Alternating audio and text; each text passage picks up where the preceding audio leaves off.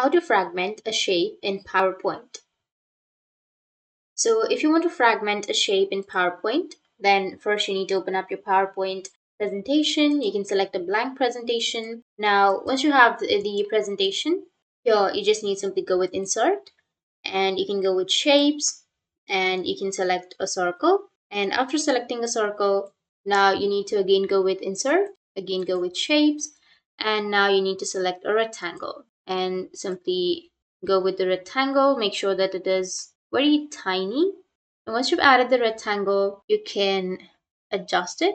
Just go and adjust it, make it more large if you can. And after that, you just need simply copy this one and make a duplicate. After making a duplicate, now you can just turn that and insert it right at the middle.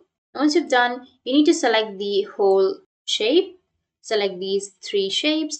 Once you've selected, you can also go with colors at first. You need to just simply go with the color and change the color of that shape. So I'll just simply choose red and go with the second line. And here also you can choose the red color. And now select these three shapes. Go with shape format, which is on the top. And here on the left side, you will have merge option.